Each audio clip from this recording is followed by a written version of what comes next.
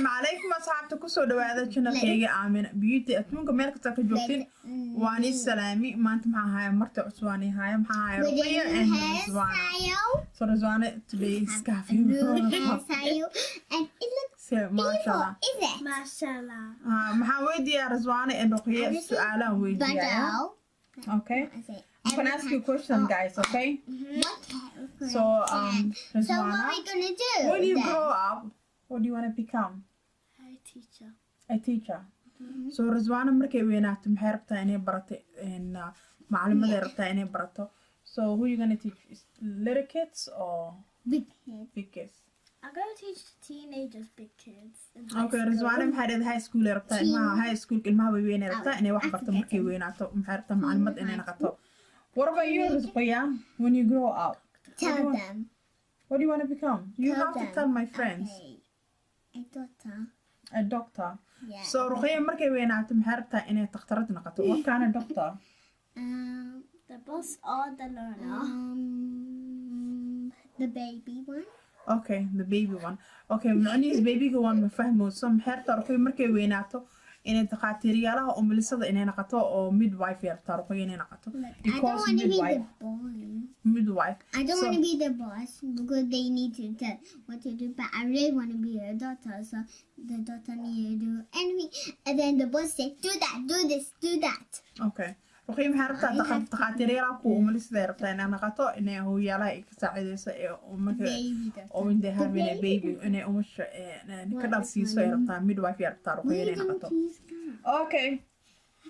okay Rizwana Ruqayya what do you guys think about makeup makeup give you so many makeup and you get dots and you be ugly so getting a makeup so you get ugly yeah I don't like it so okay Ruqayya when you grow up you want to put a makeup why not because I'm gonna be beautiful but another makeup is gonna show all those okay Ruqayya maxay dhahday markay weynaato makeup markay and I'm be beautiful like my stuff and I'll be like little and I hope I remember you okay Ruqayya maxay rabtaa markay weynaato makeup maragta inay marsato maxay rabtaa wajigeeda natural because maxay diidaysaa nabar inuu wajiga ugu soo babaxo wait I'm talking maxay diidaysaa wajigeeda nabar ugu soo babaxo natural ay rabtaa inay noqoto wajigeeda so maxay dhahday wajigeyga saan loo ahaadaya ma isbedelaya camal waligeyga oo natural face ah sida de makeup in marsaday okay Ruqayya okay Ruqayya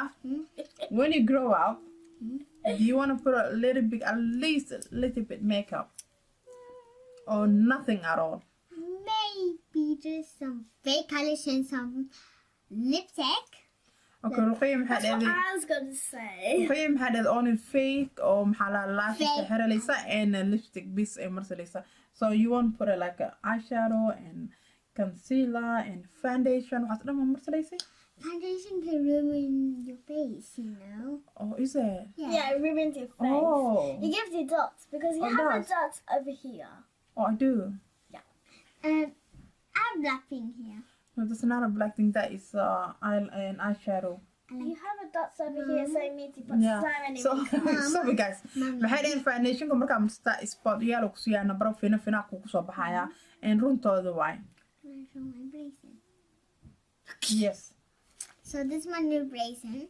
unicorn in my finger she had the she likes to show up okay Ruqayya Rizwana when do you grow up are you gonna even put little bit makeup or nothing at all I'm gonna just put eyelash just eyelash why you guys like eyelashes because it makes your eyelash really nice so it makes your eyelashes look beautiful yeah and we love a little bit this is probably so I'm gonna put fake eyelash fake eyelash okay eyelash leero waan gabdhahayga maxay eyelash de marsadaan maxay u maleeyaan it will make them beautiful so having a long lashes what it makes you pretty makes you pretty like what you're doing I'm not wearing a fake lashes it's just my natural lashes I just use a mascara it's so black yeah because can you see black so you will only put a lipstick what about eyeliner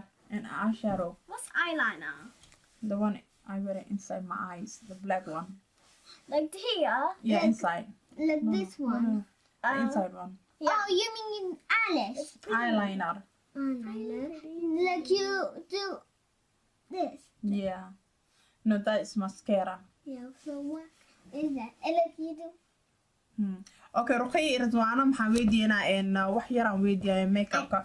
Ruqayya and Rizwana, I want to say with you. do you guys like me when Yeah. I'm wearing a makeup or without makeup? I like What do you guys think? Do I look pretty without makeup or with makeup? you look pretty Okay, you have to without sit down. makeup. I look pretty without no makeup. Yeah, So I have my natural face. yeah, because it looks really pretty on you. Okay. Me too. So what about when I put a makeup? You look really Let's see beautiful. properly. Yeah, but it can give you some dots. One dot there. It gives you like a different natural look. Because if you put like foundation, it's gonna ruin your face. Like put some Okay, dots. you must know. Yeah, ma yariska tahay kasi aan foundation ka badan oo nina wal markii la when martay you put makeup inuu Mom, you didn't know that, did you? I knew it. Makeup it will ruin your Mom. face. Yes. You didn't When you know. wear makeup, Wait a it minute. makes you look different and natural, different. Or it makes me look different when I Yeah, put natural. makeup. When you move it all, it makes you like a difference, the same as the makeup thing. Because Yeah. when you put makeup, it's I look like different. Look at different, the hair. natural. There. So makeup markaan marsado maxaa lahay qof gooni ah ogahay I look different. Maxaa la ahaba like even skin tone aan qabaa because foundation ka iga dhigaya. After I take it off, I look just like me. Yeah, you just Isn't it? look like yourself. Mom. But Yeah. if you wear makeup, you look like Mommy. someone else, like Somebody someone else. else, like different. Is that? So Rizwana had makeup markaan marsado I look somebody else. I don't look like myself. You do look yourself. I look- I look myself still when I put makeup. Rizwana ma xijaabkayga xabiibta waa I really love the job. And you like a hijab? Oh, with my nose, You have to sit properly, Ruqayya. Mom, Mommy, Yes, okay. I'm thirsty. You're thirsty. Okay, Ruqayya, on a higher. Okay, Ruqayya, wait. Let's finish this video. No, now. Okay, you done like Okay. Okay, and kids, let me ask you another Yeah. question. And then I can have a water the thing. Okay, what do you guys know about being healthy, about being skinny and fat? Pick me. Okay, Ruqayya. Wait, let me ask Ruqayya, then you will. Like it can give you like good energies. You can like you have to like eat like some fruits and vegetables, and it can give you energy. Energy. So, maxaa lahay that to be skinny or that to be healthy? Happy. Healthy. Okay, Rizwana, Ruqayya maxay dhahday healthy? That's what I was gonna say. And waa inaa oo khudaaryaala cunta muxuu ku siiya khudaaryaalaha caafimaad iyo Mama, can I healthy have my ku siiya drink? yes okay Yeah. this, the same thing I was gonna say, energy. Mom, can I Right.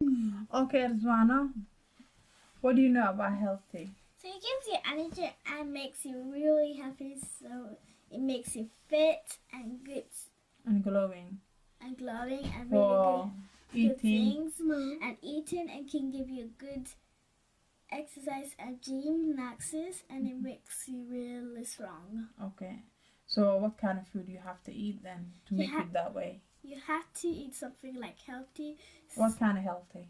broccolis.